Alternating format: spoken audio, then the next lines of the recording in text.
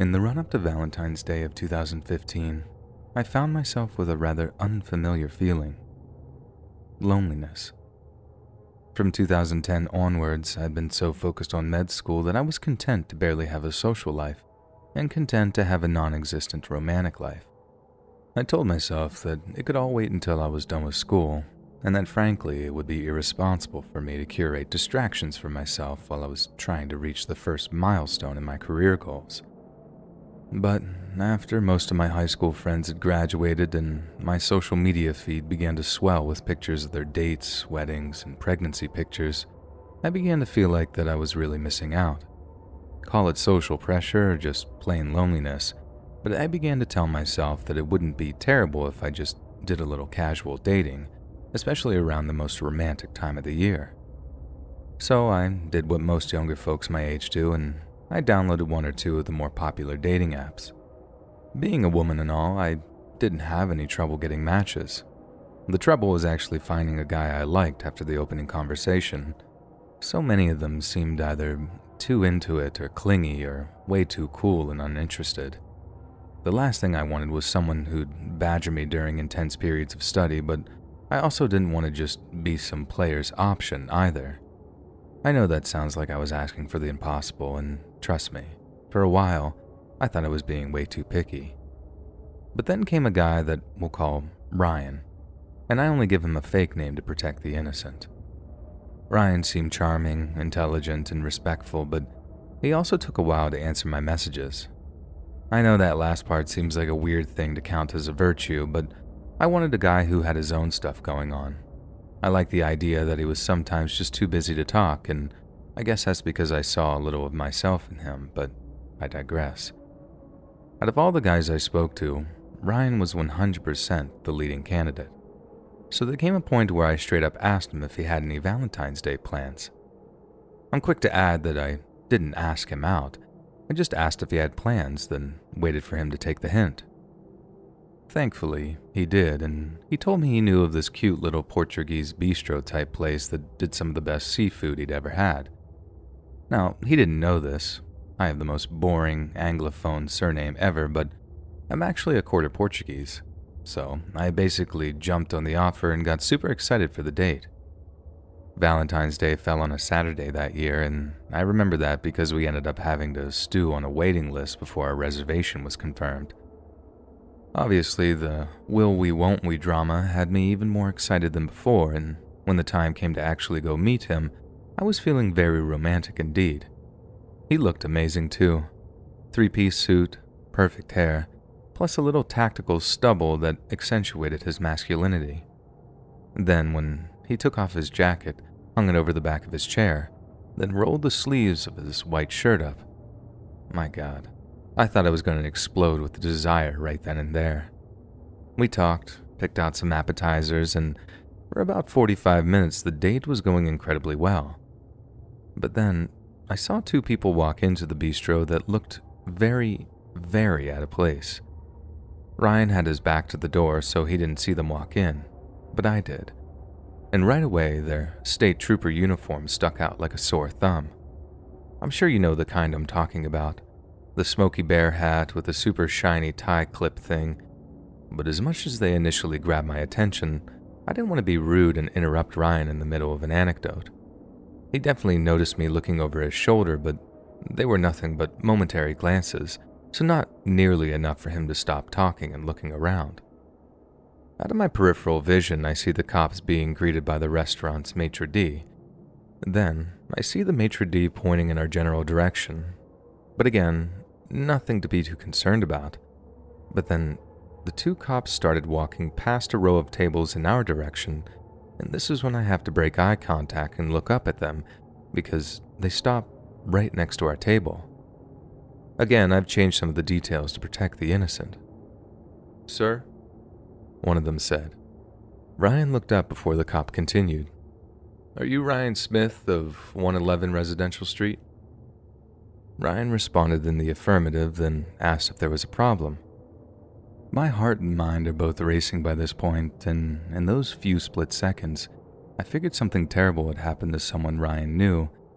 That, or there had been like a break-in his home or something. I never, ever would have guessed what the cops said next. Not in a million years. Then, as almost everyone in the restaurant is looking at us, wait and kitchen staff included, one of the cops says, "Ryan Smith, I'm arresting you on suspicion of the murder of," enter girl's name here. "You have the right to remain silent. Anything you say can be used against you in a court of law," etc., etc., etc. And I think my jaw must have been touching the tablecloth as I felt my face burning with embarrassment. Like I said, almost everyone in the bistro was looking at Ryan as the cops walked him out in cuffs. Then suddenly, once he was in the back of the cop car, they all started looking at me. I can safely say without a shadow of doubt that this was the single worst moment of my life so far. It was a cocktail of absolute horror for me.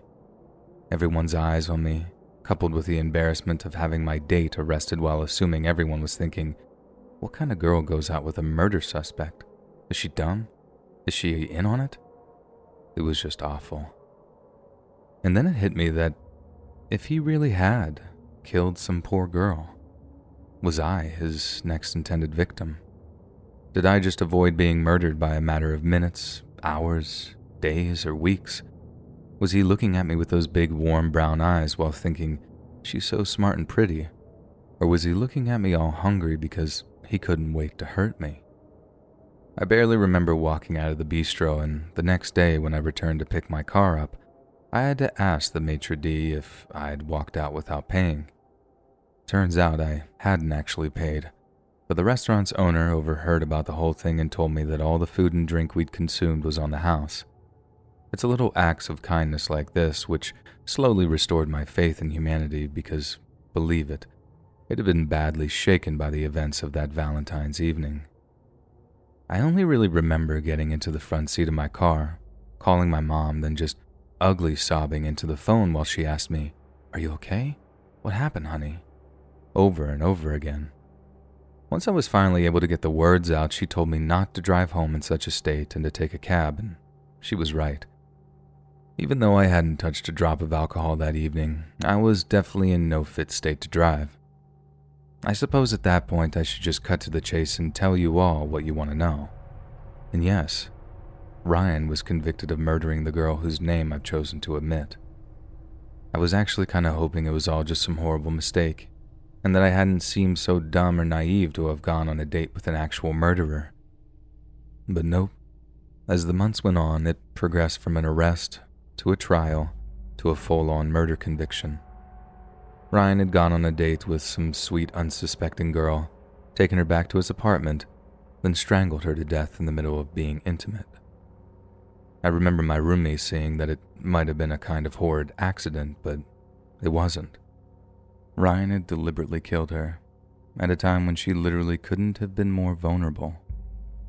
It might seem strange, but I did end up finding a kind of closure after the whole thing, and I recommend this variety of cognitive behavioral therapy to anyone who suffered a similar trauma. I wrote Ryan a letter, or more accurately, I wrote a letter to a prisoner number and addressed it to the correctional facility he was being held at. I couldn't even bear to write his name, nor could I bring myself to write mine either. He'd know who I was certain of it, and in the letter I told him in no uncertain terms that I hoped he would rot and burn forever. I told him a bunch of other things too, but those aren't fit enough to be reprinted anywhere remotely civilized. I don't know if he ever opened or read the letter, but the detective that I was in contact with informed me that it would most certainly be delivered. I hope he read my letter, and I hope it cut him up inside. I wanted him to feel as mortified and ashamed as I did in that bistro on that chilly Valentine's evening. I wanted him to read my words, and as he was reading, I wanted him to pray for the ground to just open up wide and swallow him whole, just as I did when all those people were looking at me with burning judgment in their eyes.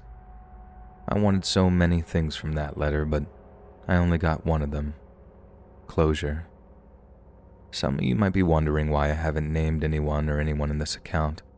It's for a number of reasons, but the primary one, I know this for certain, is that the family of the girl my date had murdered requested the privacy and space to grieve following his trial. Unfortunately, this wasn't respected by elements of the local and national media, and the family ended up suing one of the more unscrupulous publications regarding an article they posted online. If you ask me, it was righteous litigation, and although I wouldn't be all that worried about them suing me, given how closely connected I am with the case, I'd like to respect their wishes for privacy and anonymity. On top of that, I'd like you to respect my privacy and anonymity, at least until my prospective killer is released. Because then, I'll go public, truly public, and no matter how much my prospective killer tries to carve out a new life, a new identity, or a new existence, I'm determined to make sure that everyone knows what a monster he really is.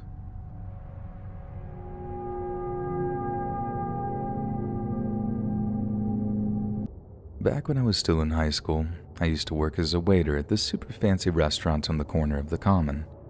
I worked there for 2 Valentines days, and I've never understood why people didn't want to work them. Not the first year anyway. Tips, they were awesome. So the next year, when I wasn't even on shift, it was real easy just to make a swap so I could get all those Valentine's tips. So, this guy comes in, good-looking dude, but his girl was like Rihanna level hot. It was all eyes on her all night long. There was almost a fist fight in the back to decide who got to wait that table. Okay, maybe not a fist fight, but I personally witnessed 2 games of rock, paper, scissors, and they were low-key intense. Anyway, the night goes on, we're working steadily, and the tips are just mounting up hour by hour. The dude was treating his girl to all kinds of bougie cocktails, insisting she have dessert, the most expensive entree, stuff like that. And the whole time we're just like, yes, dude, boost that percentage, boost it. It wasn't my table, so I couldn't keep track of the exact amount he dropped on her, but I know it must have been like $500 and change based on the pricing. But as they're wrapping up, I'm just waiting to see what kind of cut I'd be getting. When out of nowhere, a solo girl walks into the main dining area. She's not wearing anything fancy.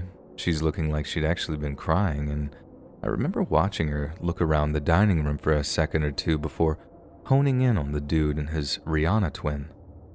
You know when you just know something messed up is about to happen, and you can just feel the tension rising in the room before it suddenly explodes? I think everyone in the main dining room picked up on that as she powered over to the Rihanna girl and started screaming in her face. I remember watching our bartender, this big tattooed dude called Harley, walking over to her, getting ready to separate them or whatever.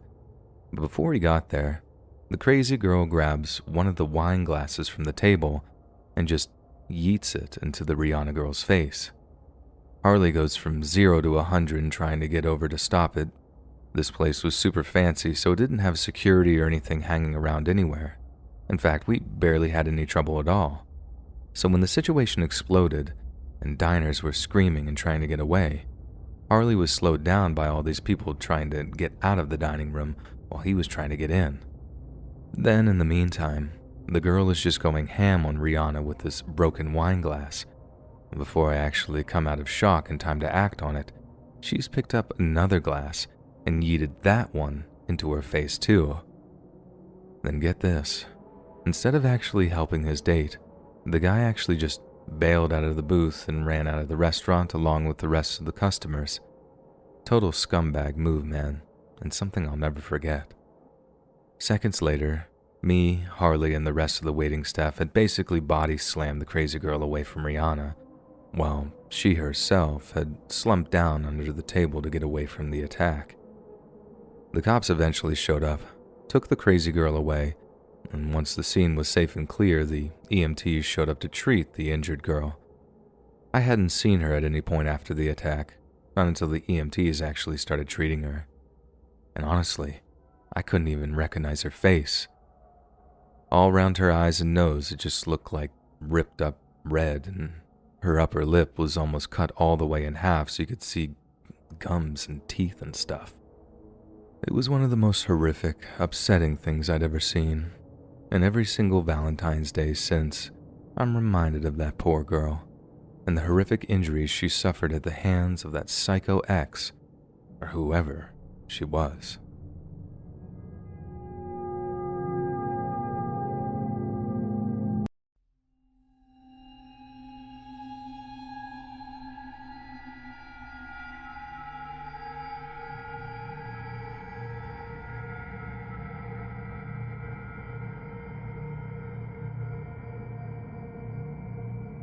My grandfather grew up in Jacksonville, Texas back in the 1950s, and if you've never been there, you wouldn't be missing much. He grew up the eldest of 5 brothers and sisters on a farm with my great-grandparents. He passed away about a year ago, but I wanted to share a story he told me when I came home from college break. Naturally, Grandpa didn't come from much. His parents' generation suffered through the Great Depression, and farmers didn't fare off too well. But being the gritty Texas farm folk that they were, they thrived in it.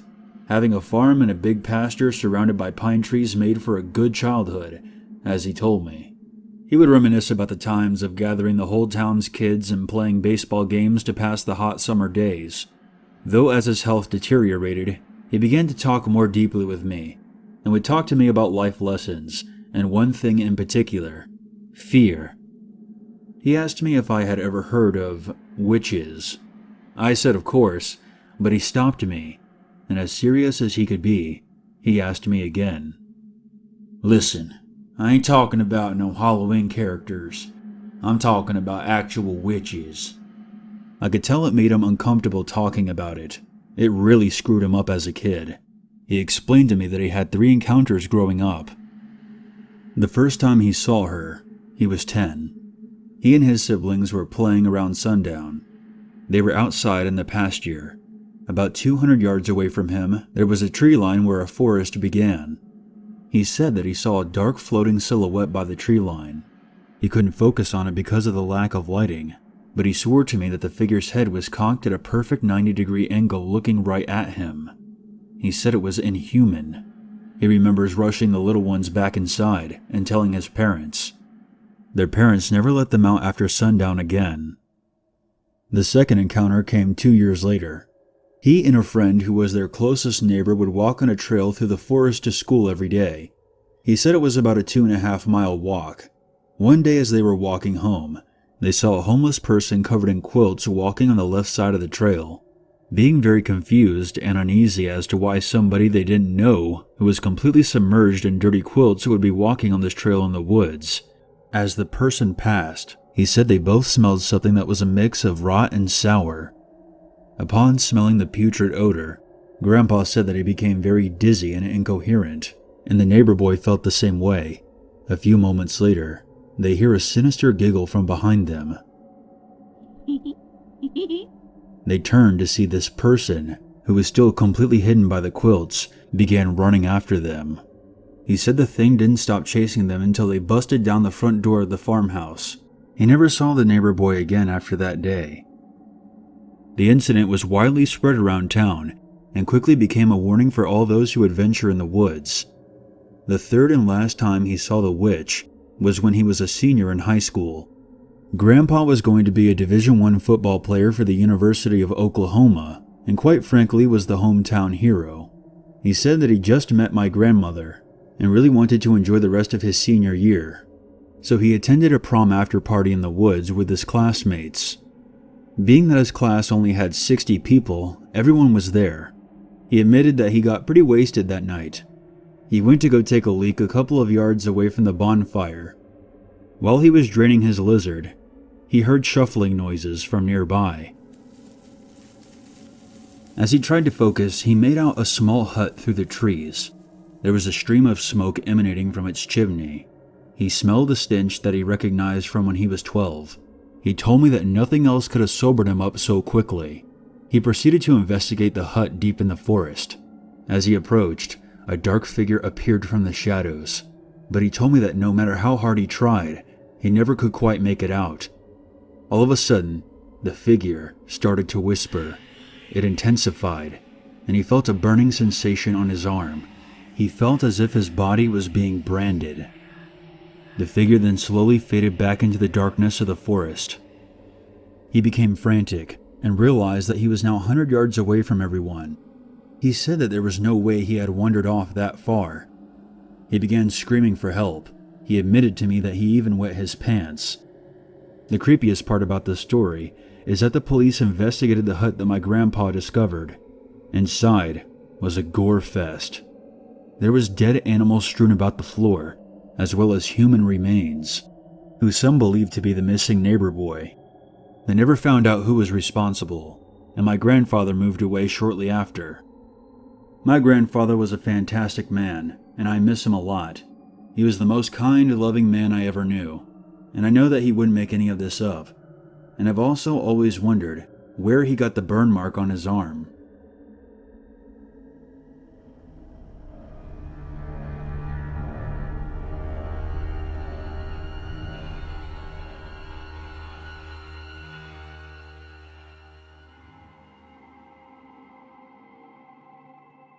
Some backstory before I begin.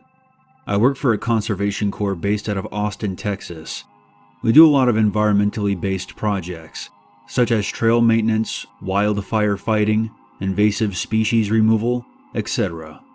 One day this past spring we were working in Jasper, Texas, doing invasive species removal on Nature Conservancy property.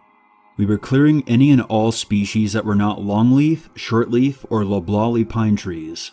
The property was about 60 acres, so we were flying through this project trying to complete it. Most of our chainsaws had run into problems and were not working properly, so we ended up having to split up into groups. I worked in a crew of 8, and we only had 4 saws running, so groups of 2 was the reasonable way to run things. I was working with one of my coworkers, Joe. We were on an area of property that the crew had not been to yet. Our job was to cut a trail about a mile into the property and proceed to make our way around the 60 acres. We began to saw our way in at around 7:45 a.m. We had to hike in our fuel, bar oil for the chainsaw, our wedges, and our packs. We each carried a hatchet in case we needed an extra wedge or for any other reason, as well as flagging to mark the trail. At around 9, we had reached our halfway point and decided to take a short break. I shut off the chainsaw, took my chaps off, and drank some water to cool off. I placed my pack against the tree, and Joe did the same. We began shooting the shit. Nothing unusual. Just some stupid banter to get through the day. As we were talking, something snapped in the brush about 30 feet to the west of us. I instantly stopped talking, and grabbed our hatchets. This area was known to have wild boar. We knew what to do in this situation if a wild boar was to show up. Nevertheless, we were scared. We slowly walked over to the brush, and as we approached, another snap came from our south, about 30 feet in the dense brush. At that point, we were starting to get nervous. We had no plan if 2 boar were to show up. We decided that it was best to grab our packs and find our way back to the crew. They would understand us ceasing work for 2 boar. As we slowly made our way back to our packs, snaps came from every direction. We had nowhere to go. My first thought was to grab the chainsaw and turn it on. I revved up the engine, but it promptly died. Great. Another saw down. In simple terms, we were screwed. We decided to make a run for it at that point. I counted down from 5, and we both ran down the trail as fast as we could into the thick, swampy brush. We sprinted as fast as humanly possible towards camp, but something made us stop. Joe and I, at the same moment, stopped running. We stood there not knowing what to do. Joe began to look around frantically, and as he did, I felt a cold breeze wisp down my back. A deep voice whispered something into my ear, but before I could even comprehend the words, I took my hatchet and swung blindly behind me. To my surprise and terror, it struck something hard. As I turned my head to see what creature had just met its doom, I heard Joe gasp. As my head swiveled, behind me was a tree. This may sound normal, but we had cleared this area of all life not but 30 minutes prior. The chances of us missing a 2-foot wide, 60-foot tall tree were 0. Realizing that this was only a tree, I looked back at Joe, ready to laugh. But as soon as I turned around, Joe was gone. I chuckled and started to call out his name. After about 2 minutes, I began to freak out. I began frantically searching the surrounding area, but Joe seemed to have vanished into nothing. After another 10 minutes of searching, I decided that he may have been so scared that he ran back to camp, so I began to make my way back. When I arrived, everything was completely normal. Everything but the fact that Joe wasn't there. I told everyone that Joe had gone missing after we had a run-in with some boar. We all spread out. We looked for Joe for an hour before deciding to call the authorities. They arrived shortly after. We set up search parties to find Joe. After about 10 minutes of searching, he was found. Joe sat on a tree stump, pale as the moon, staring off into space. I called out to him, but when he looked at me, I noticed blood running down his stomach. There was a tree branch sticking out of Joe's gut. I sprinted over to him as he fainted and caught him before he hit the ground. The police rushed Joe to the nearest hospital. Before we left, I noticed something odd. Joe had been sitting on a stump of a tree that I had rammed my hatchet into. The tree was no longer standing, and my hatchet was sitting in the dirt, covered in blood. My stomach dropped, and I immediately walked with my crew back to camp, leaving my hatchet behind. We packed up our campsite and left Jasper that night. We were never sent back to that property. Shortly after, an article surfaced in the news of a Nature Conservancy surveyor who disappeared in the same forest. They found him a week later impaled next to a tree stump. I can only assume it was the same stump that we found Joe next to. I experienced this back when I was 14. Now I am 23 years old. Back then I lived on the outskirts of a small town in Montana. Behind my home there was a forest. Now, I had never stepped a foot into those woods until that day. The only time I'd ever even gotten close to that forest was when I was tasked with walking my family dog Charlie. Now, Charlie was a big dog. I had never seen him cower before. On one of our walks, I heard a noise in the woods. It was the sound of a branch snapping. Occasionally, whenever I took walks with Charlie, I would keep hearing these noises. One thing to mention, though, is that whenever I took Charlie out during the day, nothing would happen. But during dusk or dawn or even nighttime, I would always hear this noise. The day I decided to head in was an extraordinary day because it was my 14th birthday. After everyone was in bed, I had snuck out with Charlie and we navigated our way through, or, well, tried to. We ended up getting lost and came upon an abandoned shed. Then, the last thing I expected happened. Charlie started whimpering. That was never a good sign. I had wondered if there was someone there, but I couldn't see anybody. I didn't think I would need any form of protection, so I didn't have any. And then, I heard the sounds. A crunch here and a snap there, and the animals went quiet. I was terrified, so all I could do was run to the shed and hide. Something got closer. I heard the leaves crunching. It was the only way I could tell how close it was. Then, a loud bang resonated through the woods. It was walking on top of the roof. I couldn't stop shaking, but I'd like to think that Charlie could tell how scared I was because he started licking me. Around 5 or 10 minutes later, it hopped off the roof and I peeked out the nearest window. There was a human-like creature out there. Grotesque, with long limbs, pale skin like the moon, jagged bones and joints. It was extremely thin. Its spine was protruding underneath its skin. Instead of bumps on the spine, they were like tips of a knife. I felt sick to my stomach, and I almost hurled right then and there. I felt like I was seeing something I shouldn't. I managed to see its face. It was roundish. Its eyes were beady and black. They looked soulless, but I'm not completely sure. They were glassy like the eyes of a doll. Lifeless, and soon it had started to walk away, but not without turning back to me and letting out this demonic roar, like the roar of a lion mixed with the caw of a raven. I think it knew I was there. I don't know what prevented it from killing me, but whatever it was, I'm eternally grateful. Remember, if there are woods near you and you hear strange sounds, never forget that there are things out there that won't be as merciful as it was to me. If anybody knows what this may have been, please let me know in the comments down below. I'm incredibly curious. It all started on the 7th of February. The small independent coffee shop I was working at had decided to throw up a few decorations for Valentine's Day.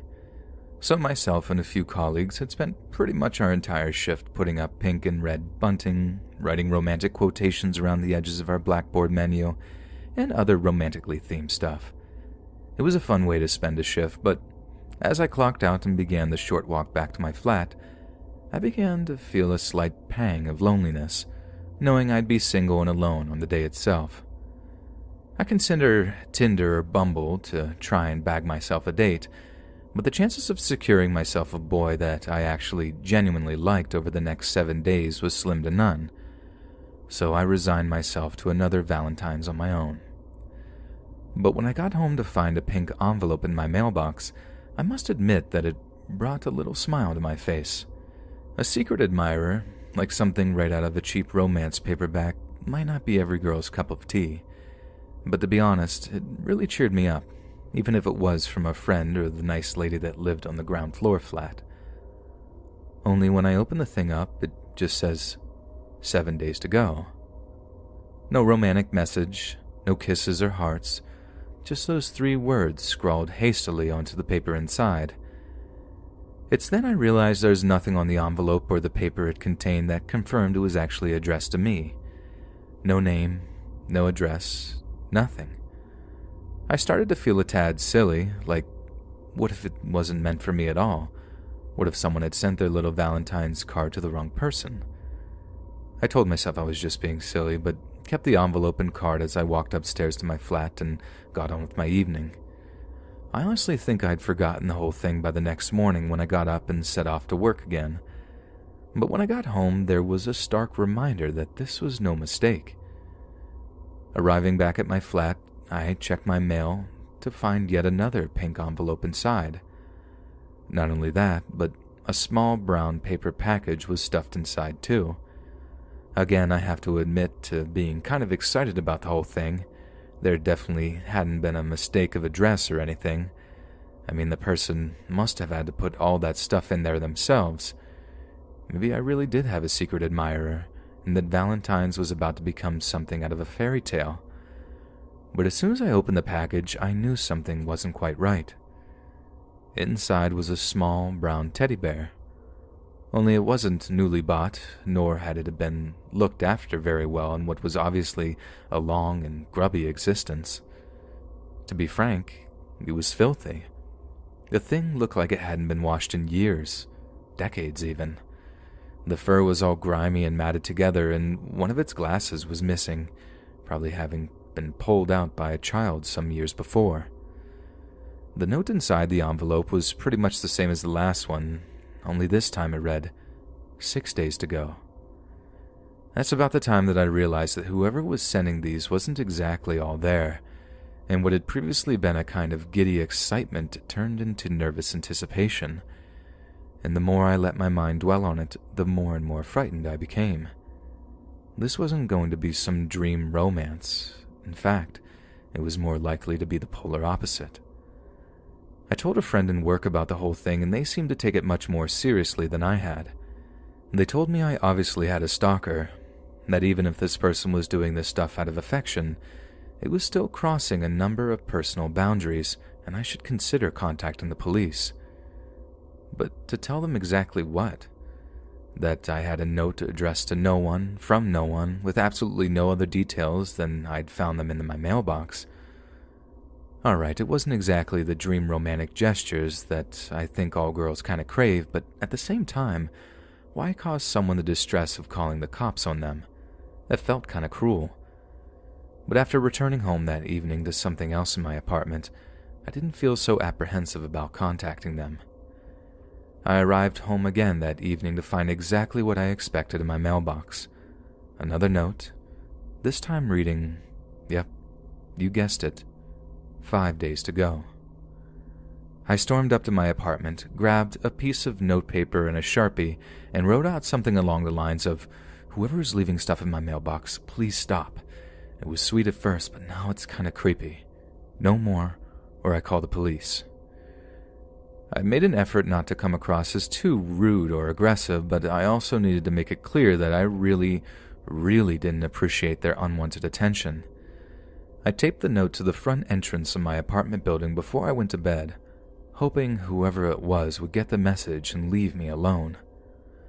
So, little side note, I get a shower before bed every night without fail. I'm almost sort of a clean freak. I keep my bathroom pretty much spotless. So as I finish getting washed, something small catches my eye. Something that might not even gain the attention of most people, but to me, it stuck out like a sore thumb. A flash of color in what is an otherwise pristine white bathroom. On the window's ledge was a tiny, glassy dome shape, just sat there on its own.